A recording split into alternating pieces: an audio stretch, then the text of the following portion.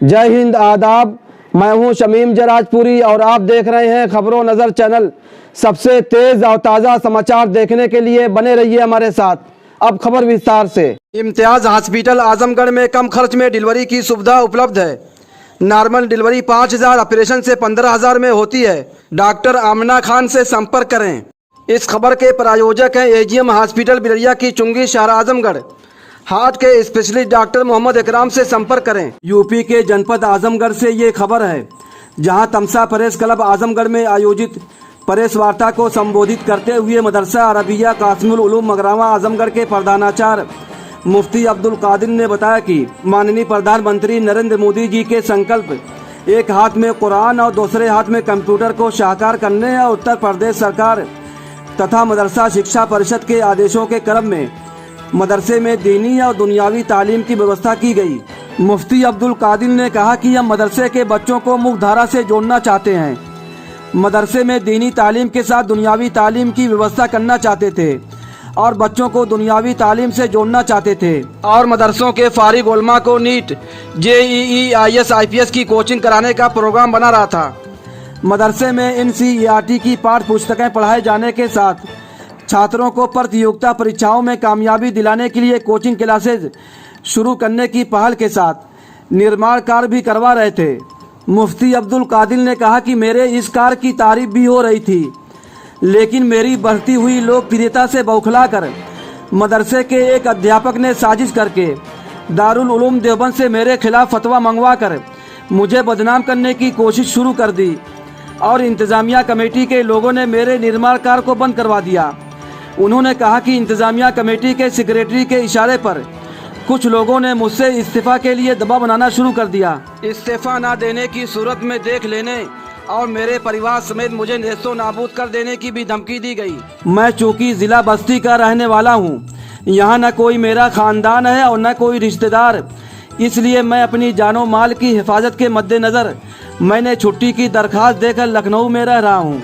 मुफ्ती अब्दुल कादिर ने कहा कि इस पूरे वाक़े की तफसील लिखकर हुकूमत के ओहदेदारों, जिम्मेदारों और ज़िला इंतज़ामिया को रजिस्ट्री डाक से भेजकर जानो माल की हिफाजत करने, मदरसा और सोसाइटी के दीगर इदारों में करोड़ों रुपये की घोटाले की जांच की दरखास्त भी दी जा चुकी है। मुफ्ती अब्दुल कादिर ने ज़िला अधिकारी आजमगढ़ विशाल भारद्वाज से भी मुलाकात की है और प्रार्थना पत्र देकर पूरे मामले की जांच कराने की मांग की है। मुफ्ती अब्दुल कादिर ने दावा किया कि सोसाइटी के सेक्रेटरी मोहम्मद महफूज खान ने गुज़िश्ता 20 साल के दौरान सोसाइटी के अंतर्गत चलने वाले मदरसा कासिमुल उलूम मगरावा, मदरसतुल बनात मगरावा, मोहम्मद मसूद खान इंटर कॉलेज और मोहम्मद मसूद खान डिग्री कॉलेज मगरावा के बैंक खातों से 16 करोड़ रुपये का गबन किया है।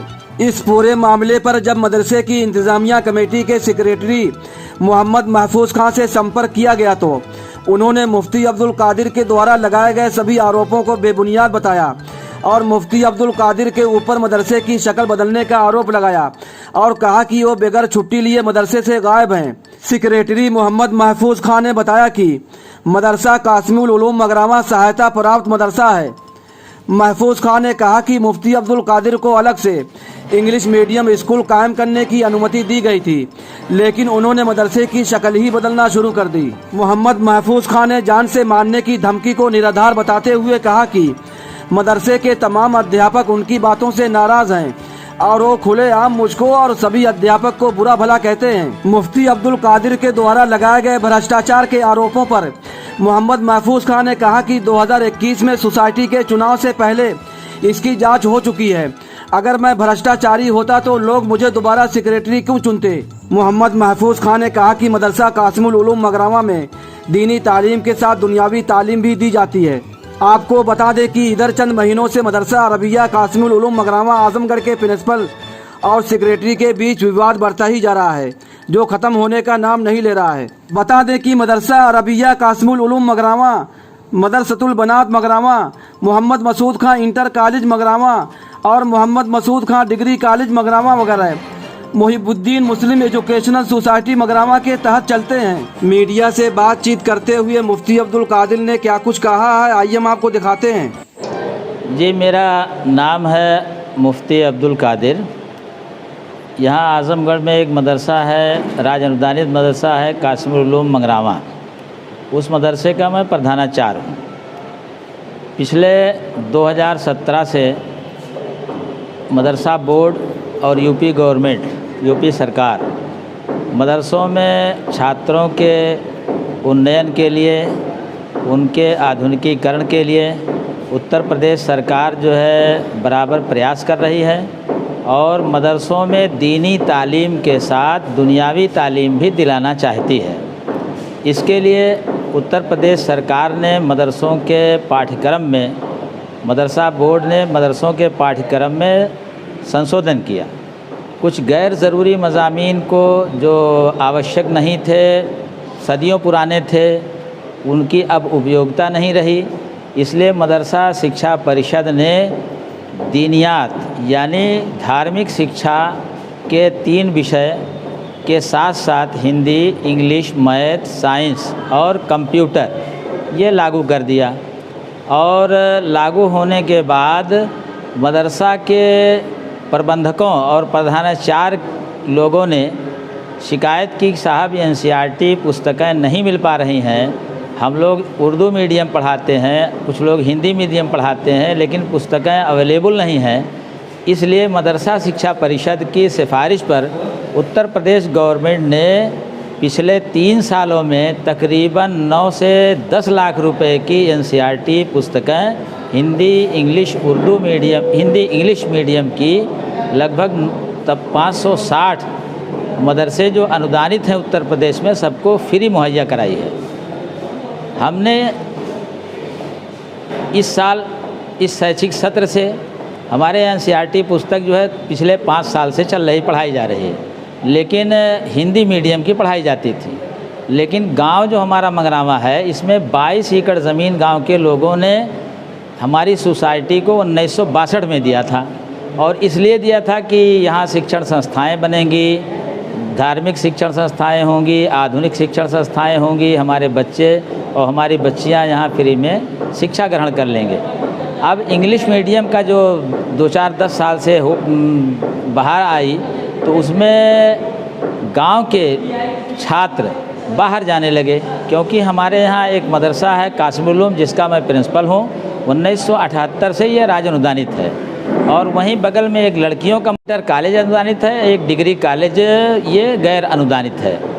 तो मदरसों में विकास, ये उन्नयन कोई कार्य नहीं हुआ, मदरसों में सिलेबस चेंज नहीं किया गया। मदरसा बोर्ड ने चेंज तो कर दिया, लेकिन मदरसों ने उसको चेंज नहीं किया। हमने इस साल मैनेजमेंट की से वार्ता किया, उनसे बात किया कि मदरसे में छात्र संख्या निरंतर घट रही है और मंगरावा मुस्लिम आबादी का सबसे बड़ा गांव है। इसके बावजूद गांव के 150 से ज़्यादा छात्र हमारे मदरसे में नहीं पढ़ने आ रहे हैं और फ्री ये भारी भारी फीस दे करके बाहर कॉन्वेंट स्कूलों में, इंग्लिश मीडियम कॉलेजों में, स्कूलों में अपने बच्चों को भेज रहे हैं।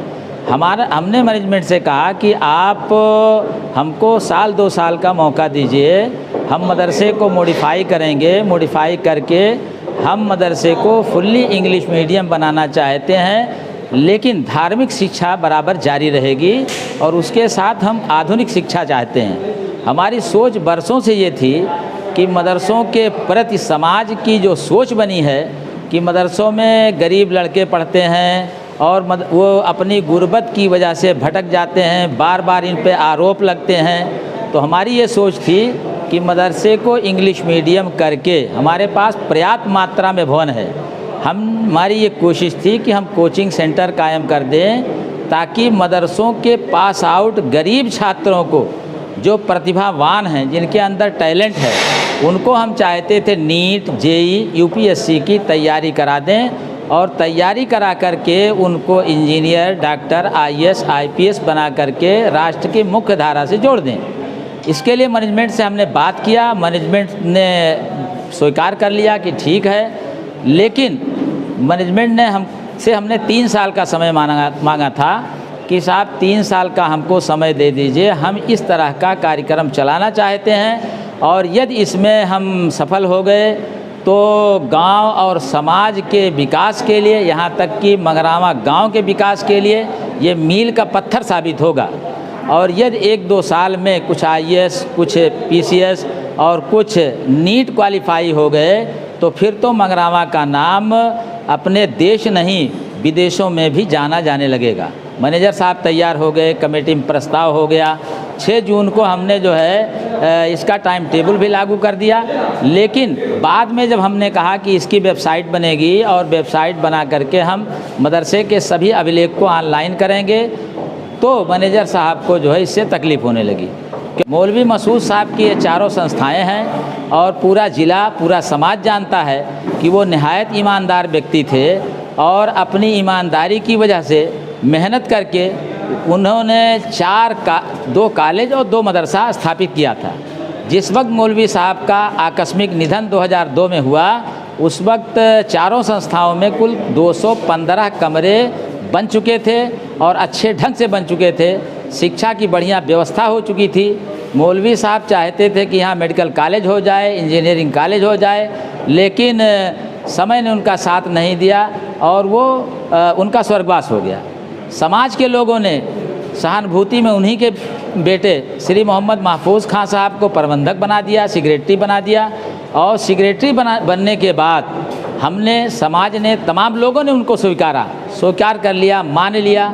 लेकिन वो प्रबंधक बनने के बाद जब खजाना को भरा हुआ उन्होंने पाया तो धन निकालना शुरू किया। क्या दिक्कतें हुई आपको? हमारी दिक्कत ये हुई कि जब हमने पारदर्शिता की बात की, वेबसाइट बनाने की बात की, तो मैनेजर साहब नाराज़ हो गए और नाराज़ होने के बाद इन्होंने तरह तरह से मुझको प्रताड़ित करना शुरू किया। अपने कमेटी के लोगों को मेरे पीछे लगाया और मुख्तसर कहानी ये है कि मैंने टीचरों की शिक्षा की गुणवत्ता जांच करने के लिए 30 जून से लेकर के 4 जुलाई तक टेस्ट करवाया।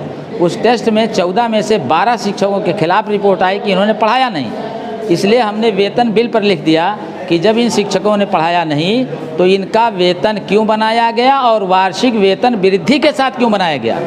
इस पर प्रबंधक जी नाराज़ हो गए। 14 तारीख को टेलीफोन पर हमको उन्होंने धमकी दिया और ऐसे शब्द कहे जिनको मैं यहाँ कहना नहीं चाहता हूँ। 15 अगस्त को जब मैं अपने संबोधन के लिए खड़ा हुआ, पहली बार था कि गांव के बहुत सारे लोग आए थे मुझको सुनने के लिए कि ये विकास का काम कर रहे हैं, उन्नयन का काम हो रहा है, तो ज़रा सुना जाए ये क्या कहेंगे। हम जब बोलने के लिए खड़े हुए तो हमारे मैनेजर साहब का एक रिश्तेदार है, हाफिज़ नूर आलम नाम है, उसने हमको बोलने से रोकने के प्रयास किया, लड़ने लगा। 10-15 मिनट तक सारे लोग तमाशाई बने रहे। शिक्षकों में से किसी ने नहीं रोका, गांव के लोगों में से किसी ने नहीं रोका।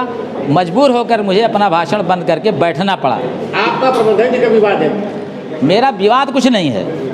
ये जो विकास कार्य मैं कर रहा हूँ, ये भारत सरकार और उत्तर प्रदेश सरकार की नीति है। माननीय प्रधानमंत्री जी का संकल्प है कि मुसलमानों के बच्चों के एक हाथ में कुरान, एक हाथ में लैपटॉप हो, और ये कार्य मैं करना चाहता हूँ। तो मेरे समाज के मैनेजर साहब समेत मेरे समाज के मौलाना वर्ग के लोग जो समाज को जाहिल रखने पे विश्वास रखते हैं, वो व्हाट्सएप फेसबुक पे मेरे खिलाफ जो है अभद्र टिप्पणियाँ करने लगे।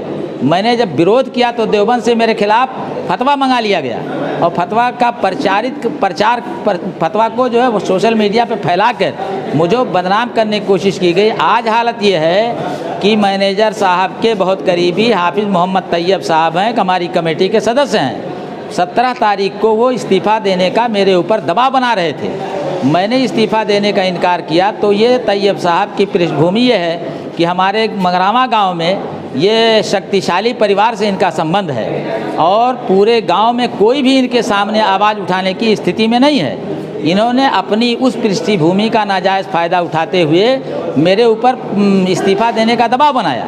इस्तीफ़ा देने से मैंने इनकार किया तो मुझको मारने, पीटने और की धमकी दिया। आपने किसी थाने में कोई तहरीर दी या कहीं? तहरीर साहब मैंने 19 अगस्त को थाना अध्यक्ष को उनके व्हाट्सएप पे 25 पेज लिख करके भेजा, फिर 23 तारीख को भेजा, 1 सितंबर को रजिस्टर्ड डाक से मैंने उनको भेजा है, 12 सितंबर को स्वयं मैं थाना अध्यक्ष से जाकर मिला।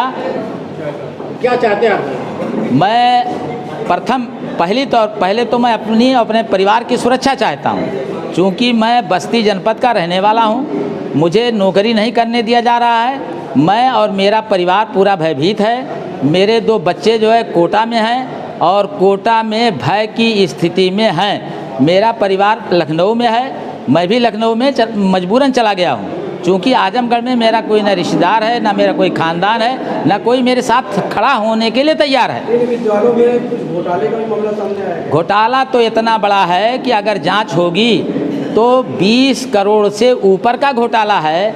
और सबसे बड़ी बात यह है कि जो हमारे सेक्रेटरी हैं श्री मोहम्मद महफूज खां साहब, इनका एक यूनियन बैंक सिविल लाइन में एक बैंक अकाउंट है, निजी बैंक अकाउंट, जिसका आखिरी 4 अंक है 8624। उस खाते में 2008 से 2018 तक 40,45,000 रुपया UBI मगरावा से कैश और ट्रांसफ़र की शक्ल में डिपॉजिट हुआ है। और इसके सिलसिले में 2018 में हमारे मदरसे के कोषाध्यक्ष श्री अंसार अहमद ने तकरीबन भिन्न भिन्न पत्रों के माध्यम से श्री मोहम्मद महफूज खां को करीब 6 करोड़ 31 लाख की नोटिस दे रखा है कि ये पैसे कहाँ गए। और ये सारे पैसे मदरसे के शिक्षकों कर्मचारियों के नाम से चेक काट कर निकाले गए हैं। आप कहने का मतलब है प्रबंधक इतना दबंग है कि कोई प्रशासनिक अधिकारी कार्रवाई नहीं, प्रबंधक दबंग हैं। प्रबंधक के जितने प्रबंध तंत्र में सदस्यगण हैं, ये सारे लोग दबंग हैं, धन वाले हैं, पैसे वाले हैं। प्रशासन से आपने कभी गुहार लगाई? मैंने जिलाधिकारी महोदय को पत्र दिया है रजिस्टर्ड डाक से, और आज स्वयं जिलाधिकारी महोदय से मिल करके लगभग 180 पेज का सबूत के साथ प्रार्थना पत्र दिया है और अपने सुरक्षा के लिए गुहार लगाया है, उनसे निवेदन किया है। क्या आश्वासन मिला? जिलाधिकारी महोदय ने कहा कि हम इस पर कार्रवाई करते हैं और आपको सुरक्षा दिलाने का प्रयास करते हैं। खबर और विज्ञापन के लिए संपर्क करें। आजमगढ़ की ताज़ा और तमाम खबरों को सबसे पहले देखने के लिए हमारे चैनल को सब्सक्राइब करें।